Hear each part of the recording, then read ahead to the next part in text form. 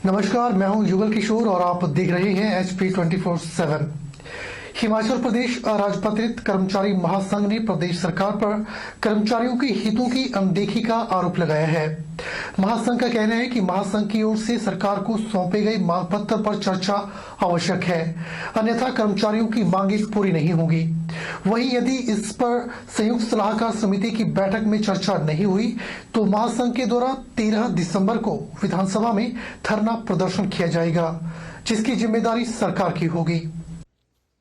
हिमाचल प्रदेश राजपत्रित कर्मचारी महासंघ के प्रदेश अध्यक्ष इंद्र ठाकुर ने कहा कि सरकार को कर्मचारियों की समस्याओं और मांगों को लेकर कई बार अवगत करवाया गया, लेकिन अभी तक कोई भी गौर नहीं फरमाया गया है, जिसका खामियाजा सरकारी कर्मचारियों को भुगतना पड़ रहा है। उन्होंने कहा कि 27 नवंबर को होने वाली संयुक्त सलाहकार समिति की बैठक में कर्मचारियों की समस्याओं पर चर्चा आवश्यक है और जो महासंघ की ओर से मांग पत्र सरकार को सौंपा गया है उस पर चर्चा नहीं हुई है तो महासंघ द्वारा सरकार के खिलाफ धरना प्रदर्शन किया जाएगा, जिसकी जिम्मेदारी सरकार की होगी। इंद्र सिंह ठाकुर ने कहा कि पुरानी पेंशन बहाली के लिए कर्मचारी आंदोलन कर रहे हैं, वही नियमित आधार पर नियुक्तियां की जानी चाहिए। तपोवन धर्मशाला में जो शीतकालीन सत्र प्रदेश सरकार करने जा रही है, उस पर कर्मचारियों की सब समस्याओं को वहां लोगों के सामने रखा जाएगा। सरकार की संजीदगी और सरकार किस प्रकार से कर्मचारियों को छल रही है।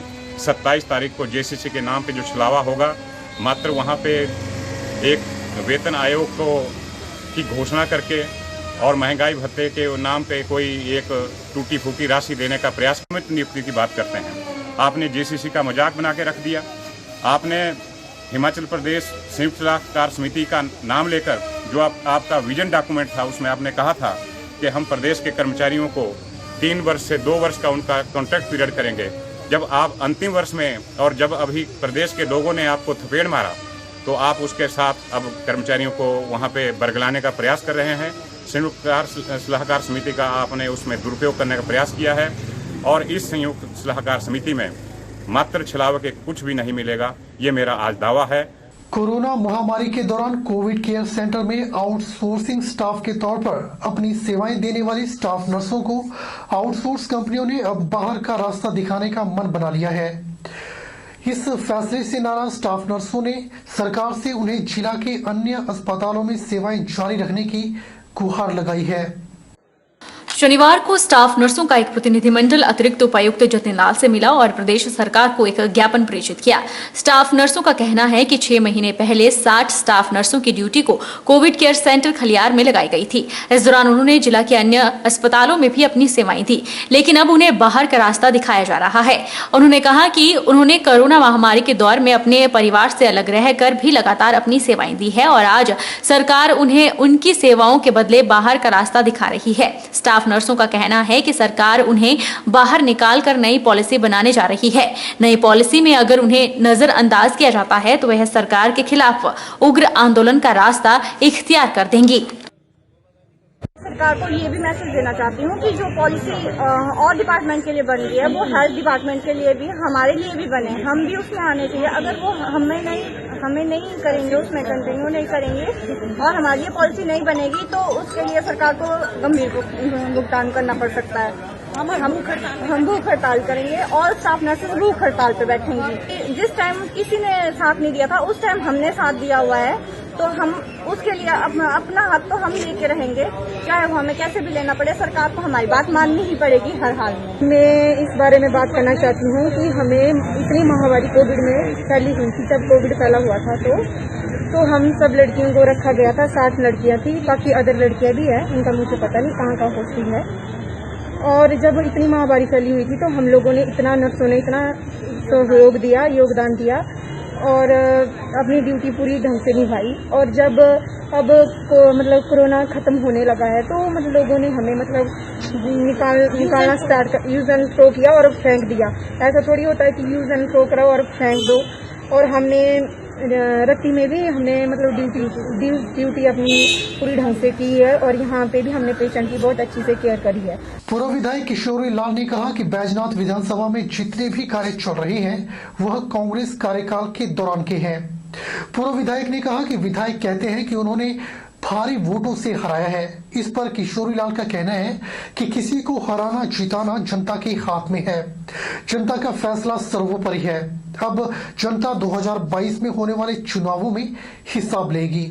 और यहाँ एक सुविधा हमें बस डिपो की थी, जैसा 40 बसें जोगिंद्रनगर के लिए चली गई और 130 के करीब कर्मचारी यहाँ से बदल के जोगिंद्रनगर भेज दिए गए। मैंने कभी भी ये नहीं कहा यहाँ का बस डिपो बंद हो रहा है, मैंने तो सिर्फ इतना कहा यहाँ का जो बसें हैं वो स्टाफ है वो जोगिंद्रनगर जा रहा है। लेकिन आज पिछली रात को एक नया अजूबा हुआ, यहाँ का जो ऑक्सीजन प्लांट है उसे भी उठा के थ्रो ले गए और यहाँ के विधायक जी कहते हैं कि मैं बड़ा भारी विकास कर रहा हूँ, तो वो एक भी डीपीआर, एक भी स्कीम जो उन 4 वर्षों में लाए हों वो सड़क बंद करें तो तभी उन्हें मान जाएंगे। और मैंने उन्हें कभी भी कोई बात लफ्ज नहीं कहा और ये भी नहीं कहा कि कोई बढ़िया है, अच्छा है, बुरा है। तो जनता करती है और कहते हैं कि मैं ज्यादा वोटों से हरा हूं तो जनता उन्हें बता देगी। जनता जिताती, जनता हराती है, जनता ही सर्वोपरि है। तो चंबा के बाद बिलासपुर में सस्ती राशन की दुकानों में खराब चावल की सप्लाई हुई है। इस संदर्भ में खाद्य आपूर्ति विभाग की निरीक्षक रजनीकांत कालिया ने बताया कि यह प्लास्टिक के चावल नहीं है। प्लास्टिक के चावल का जो मुद्दा है यह निराधार है और यह एमडीएम सप्लाई के चावल गलती से डिपो में पहुंच गए हैं। उन्होंने कहा कि जिन उपभोक्ताओं ने ये चावल लिए हैं वह उपभोक्ता उन चावल को बदल सकते हैं। उन्होंने कहा कि फिर भी उन्होंने चावल के सैंपल भरे हैं और आगामी कार्रवाई अमल में लाई जा रही है। देखिए, ये प्लास्टिक के चावल का जो मुद्दा है ये बिल्कुल ही निराधार है। ये एक्चुअली एक फोर्टिफाइड चावल जो होते हैं जो एमडीएम के लिए आते हैं, ये मेरी बात हुई है हमारे जो यहाँ पे थोक गोदाम केंद्र जो सदर है इसके प्रभारी श्री रविंदर जी से। तो ये कहीं गलती से लेबर के द्वारा जो है वो कॉरपोरेशन की लेबर ने गलती से जो है ये डिपो को सप्लाई कर दिए चावल, क्योंकि इनके कट्टे का जो रंग है वो एक जैसा होता है और उस कारण से शायद गलतीवश ये चावल आ गए हैं। हमने जो संबंधित डिपो होल्डर है इनको ये सप्लाई रोकने के आदेश दिए हैं और साथ ही जो भी मेरा निवेदन रहेगा, जो भी जनसाधारण यहाँ से चावल लेकर गए हैं वो चावल यहाँ से वापस अपने चेंज करवा सकते हैं। टियारा से हूँ मैं। तो ये ऐसा है कि हमारे को पहले कंप्लेंट आई थी। जब फर्स्ट टाइम कंप्लेंट आई तो हमने एकदम अपने अधिकारी जो यहाँ से हम सामान लाते हैं वहाँ बताया था उन्होंने हमें बताया कि भाई कोई कुछ नहीं है, गलत खराब चावल नहीं, ये एमडीएम के चावल है। उन्होंने बोला कि भाई दफ्तर वालों से बोल रहे हैं कि वो वापस कर सकते हैं, तो मैं कर दूंगा वापस।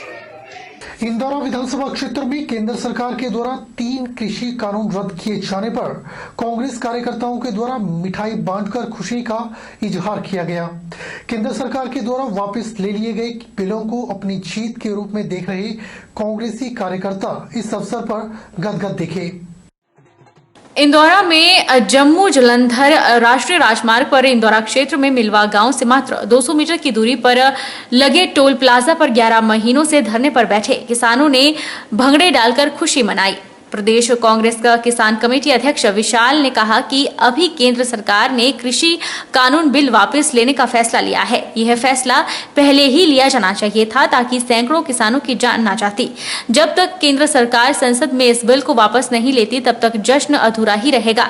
जल्द ही केंद्र सरकार को संसद में इस बिल को वापस ले लेना चाहिए। हिमाचल में भी केंद्र सरकार की मदद से मंडियां खोली गई थी, लेकिन इन मंडियों में अभी भी धान की खरीद चल रही है, जबकि गेहूं बिजाई का समय हो गया है। लेकिन केंद्र और जयराम भाजपा सरकार किसान की इन समस्याओं से अनजान बनी बैठी है। हाल ही में हुए विधानसभा